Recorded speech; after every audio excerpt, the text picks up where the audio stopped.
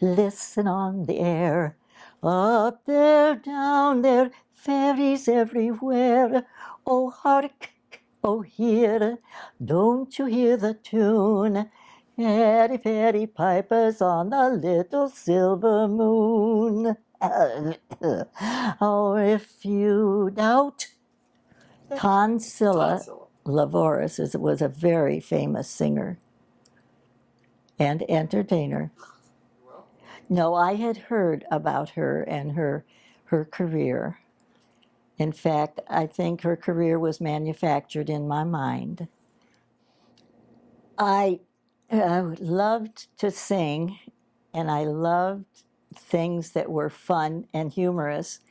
And I found that I could sing songs off key very easily, and people really enjoyed it. And I got to wear some outrageous costumes. I had a necklace of unborn vulture that was very popular when I entertained for the Audubon Society. And I very often performed with the Ellis Island Symphony in connection with the Audubon Society. And we would festoon the stage in sandpaper to make it feel at home for the birds. And you have to not be afraid to do some outrageous things, whether it's physical or whether it's with your voice or whether it's with the content of what you're saying. And so I think you have to kind of take all of that into consideration and forget about being pretty or being acceptable that way. I love wearing crazy costumes and wigs and stuff like that because I know that's what I'm good at. And maybe it comes from the fact that deep down underneath you don't really think you're good looking or pretty enough or da-da-da. Who knows? The timing for comedy, I'm not sure where it comes from. I think it came upon me as a child because my father was always telling jokes and stories, and I got timing from that, and I kind of learned what delivery of his jokes got the most laughs, and so I found that I mimicked that. But it's fun to make people laugh. It really is fun, yeah.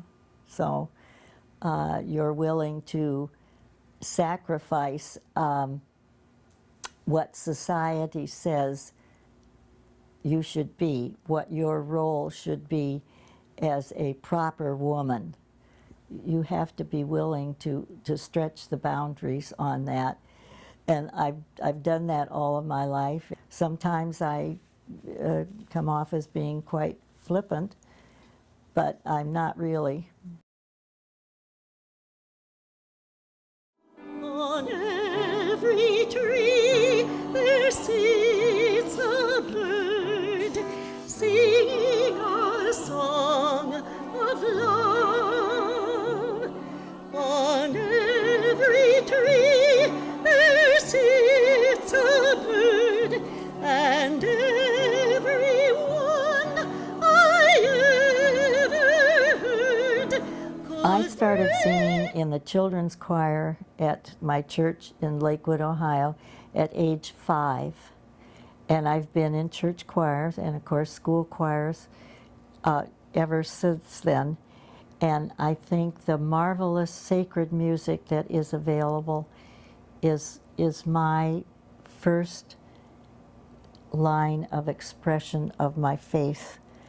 And I've been fortunate enough to do a good portion of the great sacred cantatas, you know, in the world today from all of the fabulous composers.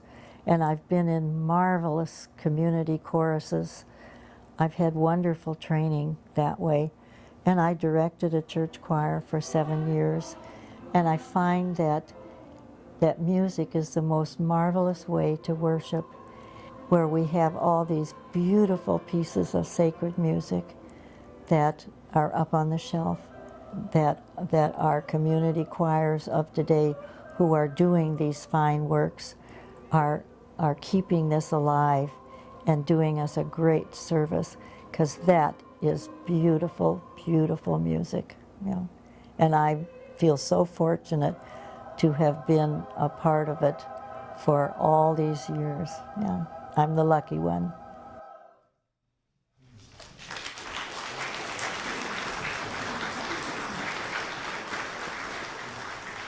Singing solo is one area, and doing chorus is another.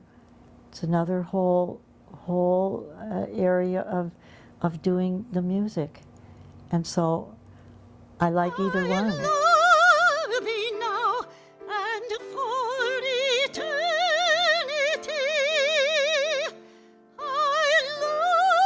love thee now and for eternity.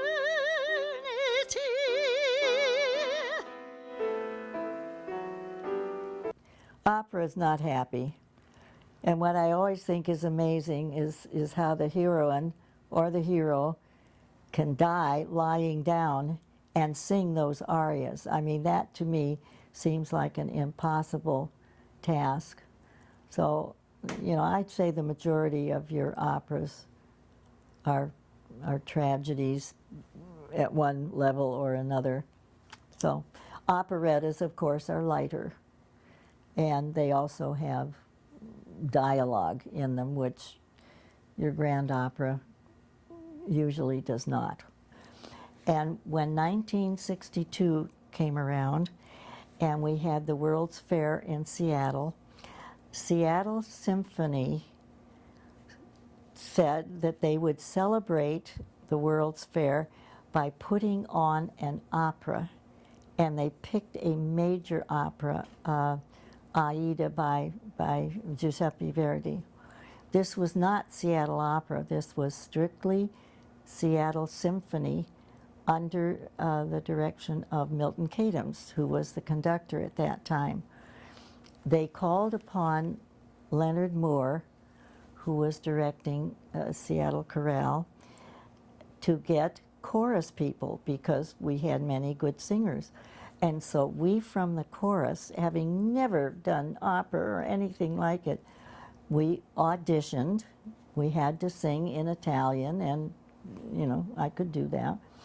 But that's what started it. Then as the Opera Association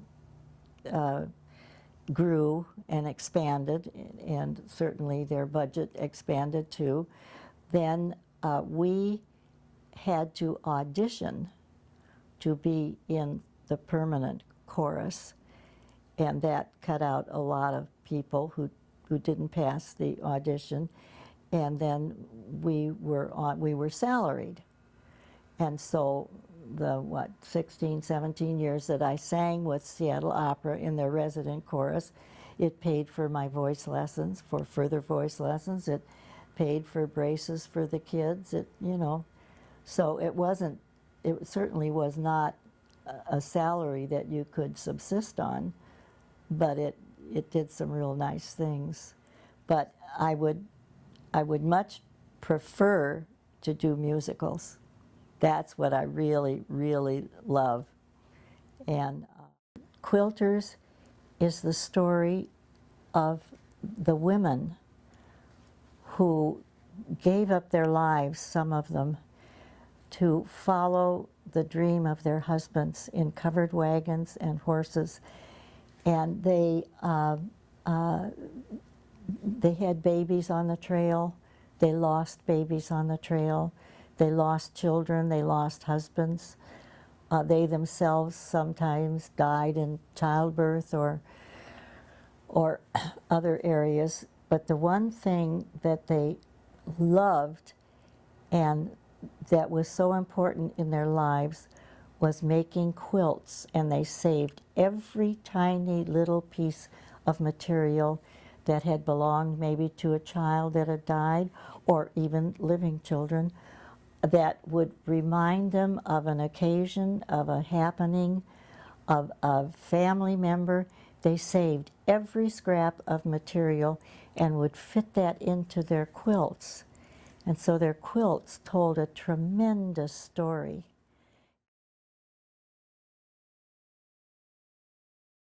Because you can't go in and do theater and do a show and just do a half job. You've got to, if you're going to do a good job, you really have to commit yourself. And it becomes just all-consuming. And that's good and that's bad. People sometimes told me after the shows that I did, and I did 17 years singing in the resident chorus of Seattle Opera, which has some great stories too. And then I've done about 34 other shows. You know, people have said, oh my goodness, you should go to New York, you should. No, no, no, no, no, no, no. New York is loaded with talented people who never ever make it because they don't have maybe the right connections, or they haven't auditioned right. And just because you're good in your hometown doesn't mean that you can immediately run off to New York and even make a living. You have to, when you do theater, you have to be ready to be turned down when you audition, which I was lots of times.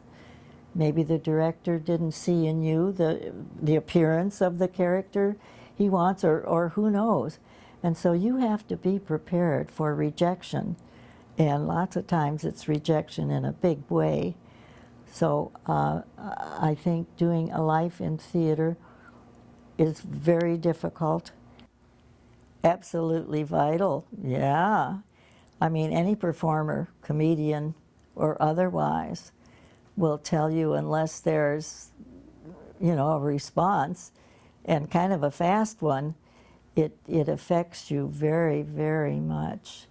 And that's the great thing about theater, is that if they like what you're doing, you get an immediate response, you get immediate recognition, and it's wonderful for your personal ego. And I think that may be one reason why performers have such large egos, because they're used to immediate response. Sometimes it isn't always good, and I think that is extremely important. And if I say I'm going to do something, then I pretty much do it, and I do my best. The excitement of doing it, it's the anticipating, it's getting the do I mean courage, the energy. It takes a lot of energy to perform well. It takes a lot of energy, but you know, it's well worth it. You